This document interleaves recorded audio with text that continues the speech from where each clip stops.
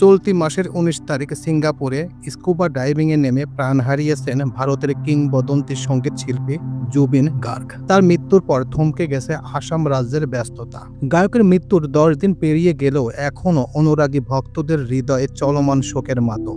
ভারতের বিভিন্ন প্রান্ত থেকে অনেকেই আসামের গুয়াহাটিতে জুবিনের সমাধিস্থলে শ্রদ্ধা জানাতে আসছেন।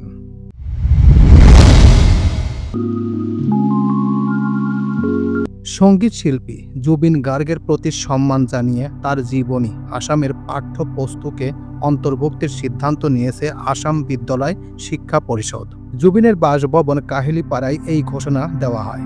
ভারতীয় সংবাদ মাধ্যম ইন্ডিয়া টুডের এক প্রতিবেদনে বলা হয়েছে, জুবিন গার্গের জীবনী আধুনিক ভারতীয় ভাষা MIL পাঠ্যক্রমে ১৪টি প্রধান ভারতীয় ভাষায় অন্তর্ভুক্ত করা হবে। ফলে আসাম সহ গোটা ভারতের শিক্ষার্থীরা জুবিনের জীবনযাত্রা, শিল্পী সত্তা এবং মানবতার দর্শনের সঙ্গে পরিচিত হতে পারবে। এদিকে গত ২৬শে সেপ্টেম্বর গুয়াহাটি বিশ্ববিদ্যালয় কর্তৃপক্ষ আনুষ্ঠানিকভাবে ঘোষণা দিয়েছে, জুবিনকে শ্রদ্ধা জানিয়ে তাদের centre for performing arts and cultural নাম পরিবর্তন করে জুবিন গার্গের নামে রাখা হয়েছে।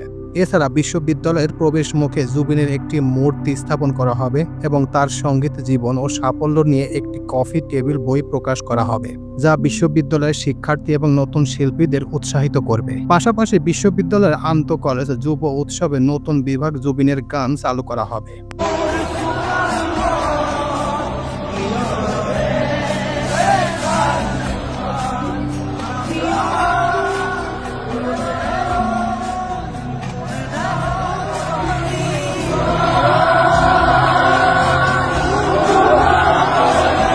প্রসঙ্গত, নর্থ ইস্ট ইন্ডিয়া ফেস্টিভ্যালে যোগ দিতে সিঙ্গাপুরে গিয়েছিলেন জুবিন।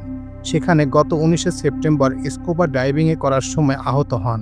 সেখানে শেষ নিঃশ্বাস ত্যাগ করেন।